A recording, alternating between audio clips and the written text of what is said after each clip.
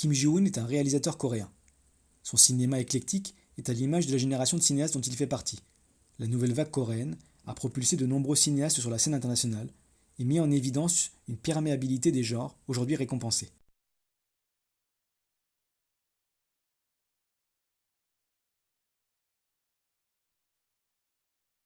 Si l'on pouvait résumer les mouvements qui ont rythmé le cinéma coréen de ces 25 dernières années, la filmographie de Kim Ji-woon serait l'exemple parfait. Elle nous permet de faire l'expérience de ce cinéma singulier, aussi bien à travers le choc esthétique qu'il ne cesse de nous procurer, qu'en mesurant son évolution, d'audacieux films de genre à des blockbusters d'une maîtrise technique inégalée au niveau mondial. Le chemin qu'a parcouru le cinéaste, même dans ses écarts, est assez pertinent pour accéder à un cinéma plus vaste, qui expose la violence d'une nation qui subissait son histoire autant qu'elle utilise cette violence aujourd'hui, pour nous offrir une catharsis nécessaire aux sociétés contemporaines. Le cinéma de Kim Ji-woon est fascinant, car il tente d'abord de construire une œuvre en s'inspirant des grands mouvements récents de l'époque, mais en les transcendant par une virtuosité formelle. Lorsqu'il fait Deux sœurs ou Bittersweet Life, le cinéaste s'inscrit dans deux mouvements de son temps, la J-horror à travers la K-horror et le polar hongkongais. Alors que l'on pourrait croire que c'est une tentative opportuniste des cinéastes coréens de vouloir infiltrer des genres établis sur le déclin, Kim Ji-woon nous donne à voir ces réappropriations comme des transmissions, comme des gammes que le cinéaste jouerait les yeux fermés, pour prouver qu'il peut également le faire, mais surtout qu'il peut également le faire à sa manière. Les cinéastes coréens ont donc investi des genres bien connus et codifiés, qu'ils ont réinterprétés pour affirmer leur virtuosité et la réussite d'une industrie en pleine croissance, autant pour attirer l'attention du public international, ou pour célébrer une identité.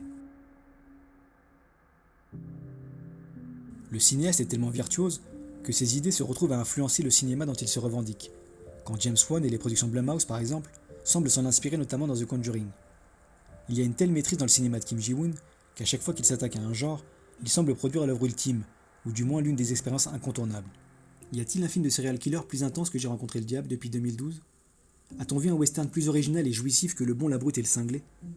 On pourrait continuer avec les questionnements hyperboliques encore longtemps, tant la filmographie de l'homme derrière The Falking nous le permet. Mais le cinéaste n'est pas non plus exempt de faux pas, qui encore une fois sont représentatifs des évolutions de la génération dont il fait partie. En 2013, il tente de créer des œuvres internationales avec ses collègues Park Chan-wook et Bong Joon-ho. Si l'on peut débattre de la réussite ou non des œuvres de chacun, Kim Ji-woon ne signe pas son long-métrage le plus mémorable.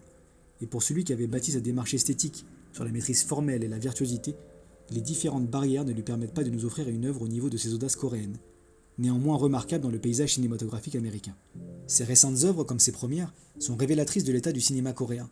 Dans The Quiet Family, sorte de conte sadique, l'on suit la situation macabre des membres d'une famille qui gère une auberge de montagne.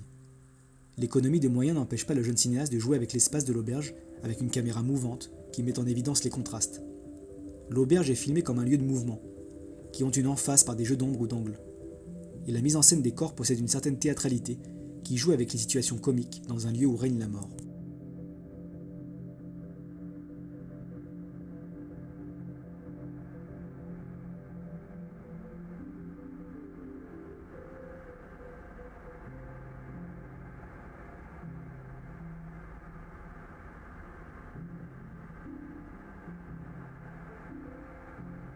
L'œuvre, qui s'inscrit dans les premiers gestes de la nouvelle vague coréenne, est donc marquée par les contrastes en dépeignant des enjeux sociaux et une mise en scène qui célèbre les possibilités du cinéma, donc presque maniériste. On pourrait résumer vulgairement les premières œuvres des cinéastes contemporains de Kim Ji-woon de la sorte, tout comme leur volonté de créer une sorte de roman national coréen dans ses œuvres récentes.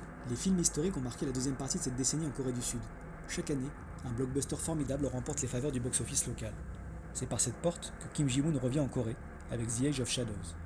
Et comme dans ses débuts, l'esthétique du cinéaste nous informe sur l'évolution de la nouvelle vague coréenne.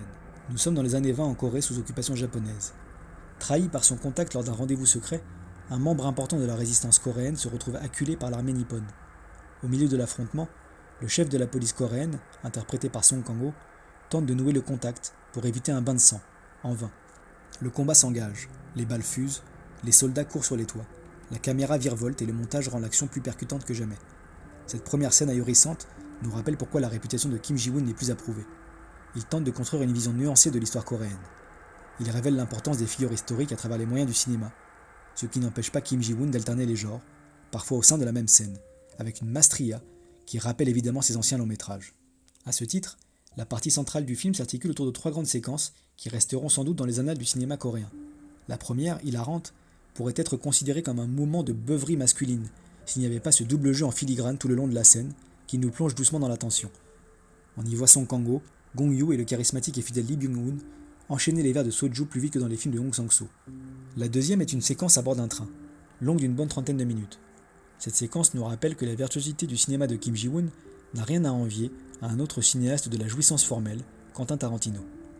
On se sent presque obligé de faire le lien avec la séquence du bar dans Inglourious Basterds, lorsque le cinéaste déploie une nouvelle fois toute sa science de l'espace et du rythme pour s'amuser avec les apparences et les masques, jouer avec les tons et instaurer une tension de manière élastique jusqu'au craquage final.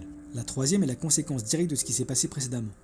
Les protagonistes arrivent à la gare, la tension atteint son paroxysme et le chaos s'installe. La puissance tragique de cette scène nous prend littéralement à la gorge. On est encore une fois soufflé par la capacité du réalisateur à faire monter la pression pour mieux nous achever. La gestion de la foule et des chocs des corps notamment est assez incroyable.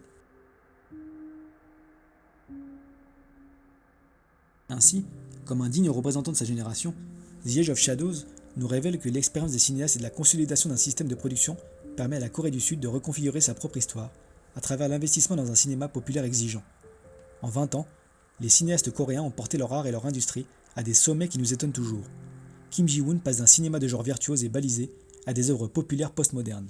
La filmographie de Kim Ji-woon semble indissociable de l'évolution du cinéma coréen, tant ses œuvres évoquent les tendances et l'état de l'industrie de ce pays. On ne peut qu'espérer en suivant cette logique que le cinéaste nous réserve des chefs-d'œuvre.